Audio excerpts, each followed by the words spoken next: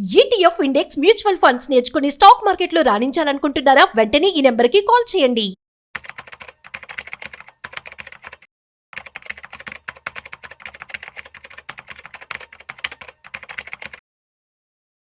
Suman TV ప్రేక్షకులకు నమస్కారం. ఇవాళ 9th జూలై రోజు మనం చూసుకుంటే ఏంటంటే వేదాంత లిమిటెడ్ ఏదైతే ఉందో స్టాక్స్ ఒక మధ్యాహ్నం ఇవాళ చూసుకుంటే ఒక నియర్లీ 8% వరకు పడిపోయింది. ఇవాళ మార్కెట్ ఎండ్లో కూడా 3.5% దగ్గర క్లోజ్ అయింది. దీనికి రీజన్స్ ఏంటో ఒకసారి మనం తెలుసుకుందాము. లైక్ లాస్ట్ టైం లాగా అదానీ మీద ఒక యుఎస్ కంపెనీ ఎలా ఒక రిపోర్ట్ రిలీజ్ చేసిందో అలాంటి పరిస్థితి వేదాంతకు కూడా వచ్చిందనమాట ఇవాళ. సో ఇది ఇందులో ఎంత నిజం ఉందనేది తెలుసుకోవాల్సిన విషయమే. But at the end of the day ఇందులో వాళ్ళ మీద వచ్చిన అలిగేషన్స్ ఏంటో చూసి ఎందుకు స్టాక్ ఇవాళ హిట్ అయింది, ఎందుకు డౌన్ అయింది అనేది మనం తెలుసుకుందాము. సో వేదాంత షేర్స్ వచ్చేసి ఒక కంపెనీ, యుఎస్ కంపెనీ వచ్చేసి ద వైస్రాయ్ అనే రీసెర్చ్ కంపెనీ అనేది ఒక అలిగేషన్ చేసింది. ఈ అలిగేషన్ ప్రకారం ఏంటంటే ఇది ఫస్ట్ థింగ్, ఇది కూడా మొన్న అదానీ కేసులో లాగా ఇక్కడ కూడా ఇది ఒక షార్ట్ సెల్లరు. వీళ్ళు ఇట్లాగే షార్ట్ పొజిషన్స్ తీసుకొని ఒక స్టాక్ పడిపోయేట్టు చేసి, అంటే ఏదైనా ప్రాబ్లమ్స్ ఉన్న స్టాక్ని వాళ్ళు ముందే వీళ్ళు షార్ట్ సెల్లింగ్ చేసి అందులో లాభపడతారనమాట. అంటే ఒక స్టాక్ నష్టపోతే వీళ్ళకి లాభం వస్తుంది, ఒక స్టాక్ పడిపోతే వీళ్ళకి లాభం వస్తుంది. సో వీళ్ళు ఏం చేస్తారంటే ఆ పడిపోవడానికి కావాల్సిన విషయాన్ని, అంటే ఏదైనా విషయం ఉందంటే దాచిపెట్టి ఫస్ట్ అది చేస్తారు. ఆ తర్వాత స్టాక్ పడిపోయినాక వాళ్ళు లాభపడతారనమాట. వాళ్ళ క్లయింట్స్ కూడా లాభపడతారు ఎవరైతే ఈ కంపెనీకి. సో ఇది మన దగ్గర అయితే లీగల్ కాదు, యూఎస్లో మాత్రం ఇది అలౌడ్ కాబట్టి వాళ్ళు అలా చేస్తూ ఉన్నారు. సో ఇక్కడ చూస్తే ఏంటంటే ఇది నేను చెప్పినట్టు వేదాంతకున్న అప్పుల మీద ఇది బెట్ కట్టింది అనమాట. అంటే షార్ట్ సెల్లింగ్ చేసింది. So UK based parent company వేదాంతకి ఏంటంటే Vedanta resources limited, VRL. So దీన్ని ఏమంటుందంటే according to this company, the Viceroy company, ఇది ఒక ఫైనాన్షియల్ జాంబీ ఈ పేరెంట్ కంపెనీ. ఈవెన్ ఇది ఒక పాంజీ స్కీమ్ లాగా, అంటే పాంజీ అంటే ప్రాపర్ స్కామ్, అట్లాంటిది అక్యూజ్ చేస్తుందన్నమాట. ఇది ఎంతవరకు నిజం అనేది మల్టిపుల్ డేస్లో ముందు తెలవచ్చు. కాకపోతే ఏంటంటే ఇక్కడ మెయిన్ అలిగేషన్ ఏంటంటే పేరెంట్ కంపెనీ విఆర్ఎల్ ఏదైతే ఉందో వేదాంత రిసోర్సెస్ లిమిటెడ్, అది మన ఇండియన్ ఆర్మ్ వేదాంత లిమిటెడ్ లిస్టెడ్ కంపెనీ, దాని నుంచి తన అప్పుల్ని కట్టడానికి ఇక్కడ నుంచి డబ్బులు తీసుకుంటోంది.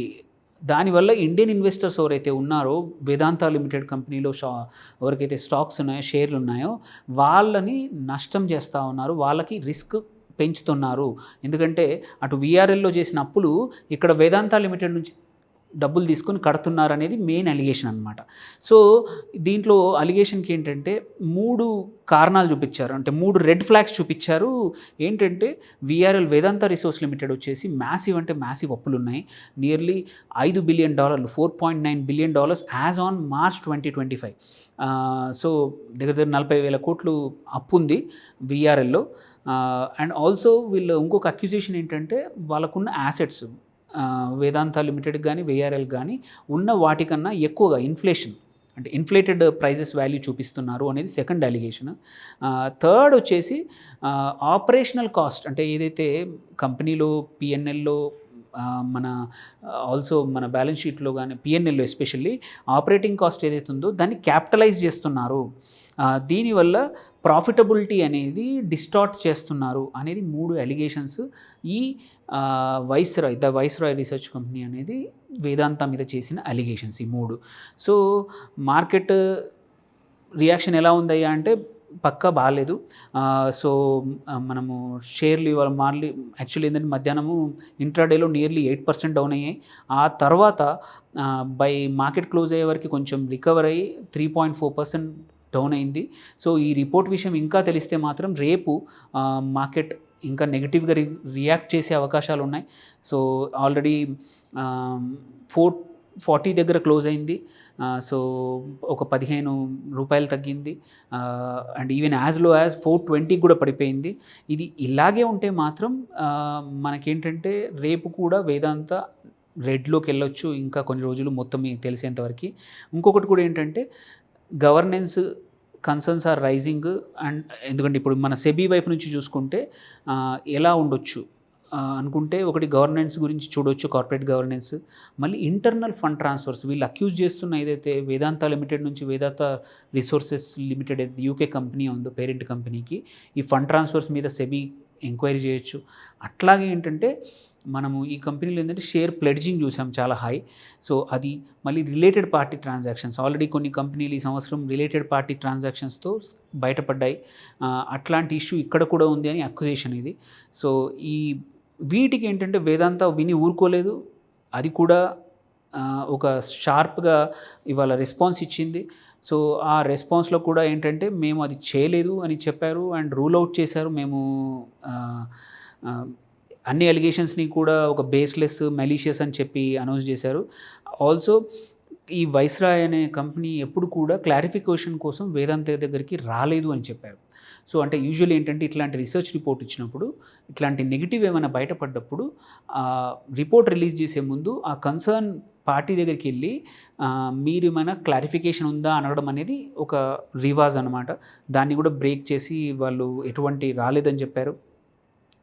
సో ఇంట్రెస్టింగ్ ఏంటంటే ఇది వేదాంత డీమర్జర్ చేయబోతోందని సెప్టెంబర్ 30కి చెప్పారు, ఈ మంత్ ఎండ్కి. అది ఇప్పుడు పోస్ట్పోన్ అయింది సెప్టెంబర్ 30కి.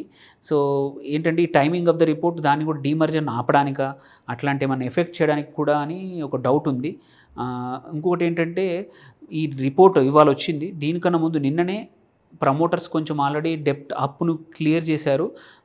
ప్లెడ్జ్డ్ షేర్స్ ఏవైతే ఉన్నాయో కొంచెం తక్కువ చేసామని నిన్ననే సెబీకి రిపోర్ట్ కూడా చేశారు, మేము అప్పును తక్కువ చేశామని. సో ఆన్ ద హోల్ ఇది చూసుకుంటే మాత్రం కొంచెం ఇబ్బందికరమైన విషయమే ఎవరైతే వేదాంతకి ఇన్వెస్ట్ చేస్తున్నవారు. సో ఎందుకంటే మల్టిపుల్ గ్రూప్ లెవెల్లో ట్రాన్సాక్షన్స్ని సెబీ ఎంక్వైరీ చేయొచ్చు. అట్లాగే సపోర్ట్ బ్రేక్ అయితే మాత్రం 400 బ్రేక్ అయితే మాత్రం కొంచెం ఇంకా తగ్గిపోవచ్చు. ఇప్పుడు 420 నుంచి 430 నుంచి. అండ్ డీమర్జర్ అయితే ఇప్పటికైతే ఏదైతే ఉండిందో Q2లో ఉండిందో అది నిజంగా ముందుకెళ్తే మాత్రం ఇన్వెస్టర్స్కి కాన్ఫిడెన్స్ రావచ్చు. లేకపోతే ఈ అలిగేషన్స్ మొత్తం క్లియర్ అయ్యే వరకు ఇంకొక 1 or 2 months పట్టచ్చు. అండ్ ఆల్సో అప్పులు ఏమైనా కొత్త బాండ్ ఇష్యూస్ చేస్తారా, సో ఇవన్నీ చూసుకోవాలి. సో అందుకోసమే వేదాంతలో ఎవరైతే ఇన్వెస్ట్ చేశారో కొంచెం జాగ్రత్తగా ఉండండి. ఎవరైనా ఎంట్రీ అవ్వాలనుకుంటే మాత్రం జస్ట్ బికాజ్ మార్కెట్లో ఇది కరెక్షన్ అయిందని చెప్పేసి ర్యాండమ్గా ఎంటర్ అవ్వద్దు. There is a strong reason కరెక్షన్కి. సో ఆ అలిగేషన్స్లో ఏమైనా నిజాలు ఉన్నాయని తెలిస్తే మాత్రం ఇంకా కొంచెం మార్కెట్ పనిష్ చేయొచ్చు వేదాంత స్టాక్ని. సో ఈ స్కామ్ కన్నా కూడా ఇది వాళ్ళు ఏదైతే అక్యూజ్ చేస్తున్నారో ఒక లిస్టెడ్ కంపెనీ, పెద్ద లిస్టెడ్ కంపెనీలో వెరీ ఇంపార్టెంట్ అనమాట. ఇది ఇలాగే జరుగుతూ ఉంటే ఏంటంటే గోయింగ్ ఫార్వర్డ్ మన స్టాక్ మార్కెట్లో మన ఇంపార్టెంట్ కంపెనీస్ మీద కూడా అదానితో మొదలైంది. ఈవెన్ ఇప్పుడు వేదాంత ఇంకా రేపు ఇలాగే అవ్వచ్చు. So there should be some mechanism. Hopefully SEBI ఏదైనా మెకానిజంతో ఇమ్మీడియట్గా ముందుకు వస్తే మంచిది. సో ఇది హోప్ఫుల్లీ దీన్ని బట్టి మీరు వేదాంతాలో ట్రేడ్ చేయాలన్నా కొంచెం జాగ్రత్తగా ట్రేడ్ చేయండి రేపు నెక్స్ట్ ఫ్యూ డేస్లో అండి. Thank you.